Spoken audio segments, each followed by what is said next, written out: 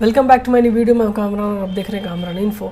First of all I would like to pay thanks to everyone who watching my videos regularly because I am going to touch 1 lakh views within a few months. काफ़ी अच्छा response है and काफ़ी लोगों ने मुझे comment किया, काफ़ी लोगों ने लाइक किया, सब्सक्राइब किया।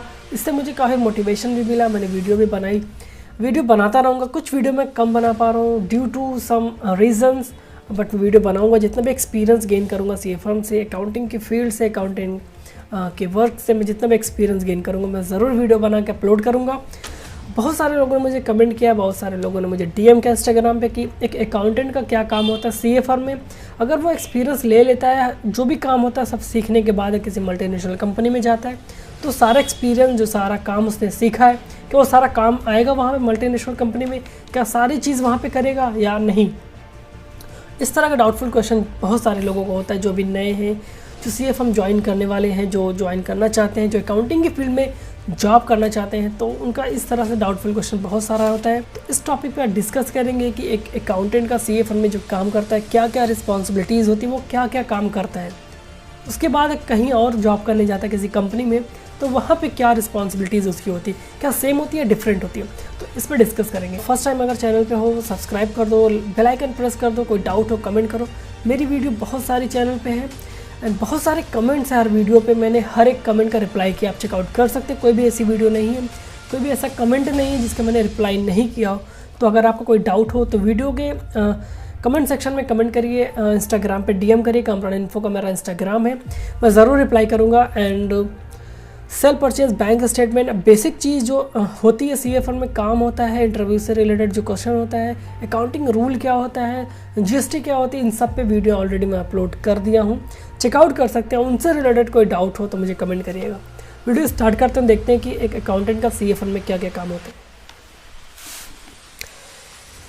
सबसे पहले हम बात करते हैं कि अकाउंटेंट रिस्पॉन्सिबल होता है डाटा एंट्री के लिए।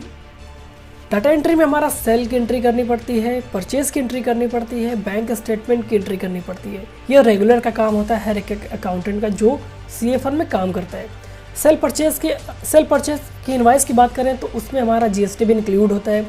5% जीएसटी लगता है, किसी में 12%, किसी में 18%, किसी में 28%। जब भी हम सेल की इनवाइस की एंट्री करते हैं तो वहाँ पे आउटपुट जीएसटी लगाते हैं। जब परचेज़ की एंट्री की इनवाइस करते हैं तो वहाँ पे उस इनवाइस की एंट्री करते समय हमें इनपुट जीएसटी लगाई जाती है। इन सब का कैलकुलेशन हम बाद में करते हैं, ठीक है। उसके बाद एंट्री करने के बाद हमें चेक करना पड़ता है कि ये मिलान करना पड़ता है कि ये सारी एंट्री सही है कि नहीं। उसके बाद ऑडिट करना पड़ता है, मिलान करना पड़ता है, ट्रायल बैलेंस मिलाना पड़ता है।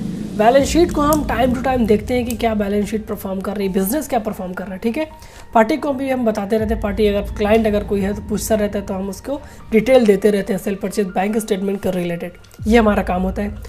उसके अगर आगे बात करें तो पार्टी स्टेटमेंट, अगर कोई गलती होती है, किसी पार्टी कहीं से माल खरीदा, कोई सिंडिकेटर कोई क्रेडिटर है, तो अगर कोई पार्टी की मिसमैच होता है तो पार्टी स्टेटमेंट आता है जिसको मिलाना पड़ता है कि दोनों पार्टी के बीच में कहाँ पे डिफरेंस आ रहा, उनको मिलाना पड़ता है, तो वो क्लियर करना पड़ता है। बैंक में कोई दिक्कत है, बैंक से और पार्टी में कोई कुछ मिसमैच हो रहा है, तो बैंक को रिकनसाइल किया जाता है, बैंक स्टेटमेंट को रिकनसाइल करके उसको भी सही किया जाता है। उसके बाद हम आते हैं जीएसटी के, टैक्सेशन की बात करें तो जीएसटी का भी काम होता है। जीएसटी में हमारा जीएसटी रजिस्ट्रेशन होता है। कोई नया बिजनेस है तो उसका रजिस्ट्रेशन अगर जीएसटी में नहीं है तो हम उसका रजिस्ट्रेशन करते हैं। जीएसटी का हमें टैक्स बनाना पड़ता है, जीएसटी के लिए हमें आईटीसी कैलकुलेट करनी पड़ती है एंड पोर्टल पे हम अपलोड करना पड़ता है जितनी भी रिकॉर्ड्स होती हैं, ठीक है। उसके बाद हम किस तरह से आईटीसी कैलकुलेट करते हैं, इसके लिए हमें टैली से और पोर्टल से मैच करना पड़ता है। एंड मंथली एंड क्वार्टरली हमें रिटर्न फाइल किया जाता है बिजनेस के हिसाब से कि बिजनेस किस टाइप का है, उसके हिसाब से हम मंथली और क्वार्टरली रिटर्न फाइल करते हैं। तो टैक्स में क्या काम होता है, टैक्स में हम कैलकुलेट करते हैं कि हमारा आउटपुट एंड इनपुट जीएसटी जो है वो दोनों में ज़्यादा कौन है। अगर इसको हम कैलकुलेट करते हैं एक्सेल पे कैलकुलेट करने के लिए हम जितने भी टैक्स स्लैब है 5%, 12%, 18%, 28%, उसका हम इनपुट एक तरफ कर लेते हैं और जितना आउटपुट है उसको एक तरफ कर लेते हैं। अगर आउटपुट हमारा ज़्यादा निकला, आउटपुट पे हम जब भी अगर ज़्यादा निकले तो हमारा टैक्स बनता है, हम टैक्स पे करना पड़ता है। अगर इनपुट ज़्यादा निकला कैलकुलेशन में तो इनपुट हमें आईटीसी ज़्यादा हो जाती है, तो आईटीसी में हमें टैक्स नहीं पे किया जाता है। But most of the cases में हमें इनपुट आउटपुट ज़्यादा निकलता है तो हमें टैक्स पे किया जाता है गवर्नमेंट को, ठीक है।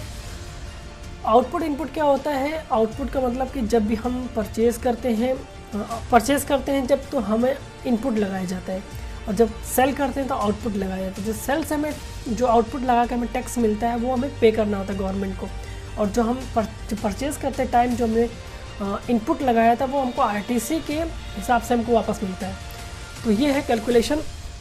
तो जीएसटी में हमें ये काम करना पड़ता है। उसके बाद अगर हम देखें आईटीआर की बात करें तो आईटीआर हमारा 1 साल का ट्रांजैक्शन जो होता है, फाइनेंशियल ईयर में जो ट्रांजैक्शन होता है, 1 अप्रैल से लेकर 31 मार्च के बीच में जितने ट्रांजैक्शन बिजनेस ने किया है उसमें उसने क्या सेल परचेज, क्या उसकी वैल्यू है, क्या असेट्स हैं, क्या लायबिलिटीज़ है, सबको कैलकुलेट किया जाता है, बैलेंस शीट बनाई जाती है। ये सब एक अकाउंटेंट काम करता है। उसके बाद हमें टैक्स पे किया जाता है। एक एसएससी का एक जो टैक्स पेयर होता है उसका जितनी भी सोर्स से इनकम होती है, 5 सोर्स ऑफ इनकम है हमारे पास, जिस पे वीडियो ऑलरेडी अपलोड कर दिया मैंने, तो उसको कैलकुलेट किया जाता है कि एक टैक्स पेयर कहाँ से इनकम जनरेट करता है।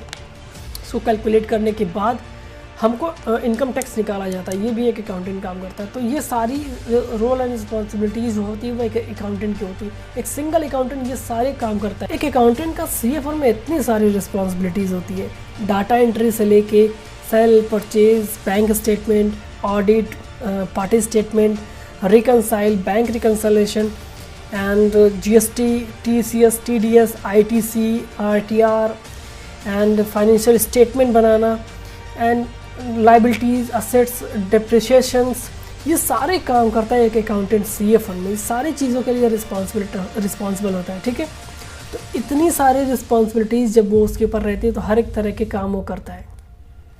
जब वो मल्टीनेशनल कंपनी में जाता है तो क्या ये सारी रिस्पॉन्सिबिलिटीज़ उसके ऊपर रहती है एज ए अकाउंटेंट? तो हम बात करेंगे मल्टीनेशनल कंपनी में अकाउंटेंट क्या काम करता है। मल्टीनेशनल कंपनी जो होती है वहाँ पे एक सिंगल बंदा cell purchase, bank statement, GST, ITR, TDS, ये सारी चीज़ें नहीं देख पाएगा। एक single person can't be handle all the department. ठीक है, तो वहाँ पे एक अलग अलग डिपार्टमेंट होता है। सेल का डिटेल रखने वाली, सेल की एंट्री करने वाली, सेल के लिए रिस्पॉन्सिबल होते हैं एक अलग डिपार्टमेंट, अलग अकाउंटेंट होते हैं। परचेज का अलग डिपार्टमेंट होता है। सेल एंड बैंक स्टेटमेंट का रिकॉर्ड रखने वाले, बैंक स्टेटमेंट का रिकनसाइल करने वाले एक अलग डिपार्टमेंट होते हैं। जीएसटी कितनी बन रही है, जीएसटी का टैक्स क्या है, आईटीसी कितनी आ रही है, जीएसटी कितनी लगनी चाहिए, क्या कितना स्लैब लग रहा है बिजनेस में, उसका एक अलग डिपार्टमेंट होता है। टीडीएस, टीसीएस का एक अलग डिपार्टमेंट होता है। और जो liabilities, assets, profit and loss, stock maintain जो करते हैं, इनका एक अलग डिपार्टमेंट होता है। जो बैलेंस शीट मेंटेन करते हैं, बिजनेस का क्या कैश फ्लो चल रहा है, इसका अलग डिपार्टमेंट होता है। तो एक अलग अलग डिपार्टमेंट होता है बड़ी मल्टीनेशनल कंपनी में। आप अगर काम करके जाते हैं सीएफओ में, मान लीजिए आपको बहुत अच्छा नॉलेज है टैक्सेशन में, जीएसटी में बहुत अच्छा नॉलेज है, बट वहाँ पे चले गए आप सेल देख रहे हैं, बस सिर्फ आप सेल का डिपार्टमेंट देख रहे हैं, तो आप कोई मतलब नहीं है। तो आपको नॉलेज अगर सीएफओ में है हर एक चीज़ काम करने की, तो आप इजीली किसी भी कंपनी में अप्लाई कर सकते हैं कि हाँ मेरे पास हर एक चीज़ का एक्सपीरियंस है। बहुत सारी पोस्ट वहाँ पे अप्लाई कर सकते हैं। ठीक है, अगर बात करें कुछ पोस्ट की तो account payable, account receivable, record to report, payroll, data analyst, taxation में ऑडिटर, बहुत सारे ऐसे पोस्ट हैं जिसके लिए आप अप्लाई कर सकते हैं। किसी पर्टिकुलर डिपार्टमेंट के लिए आप काम कर सकते हैं। ठीक है, तो इन सब वीडियो से रिलेटेड कोई डाउट हो तो मुझे कमेंट करना, इंस्टाग्राम पे डीएम करना। जितने भी डाउट आपके रहते हैं मुझे कमेंट करिएगा, मैं ज़रूर रिप्लाई करूँगा। मेरी वीडियो पे बहुत सारे कमेंट है, सबका रिप्लाई मैंने दिया है, कोई भी ऐसा कमेंट नहीं बचा जिसका मैंने रिप्लाई नहीं दिया हो। तो I hope this video is very helpful for all the people who is a new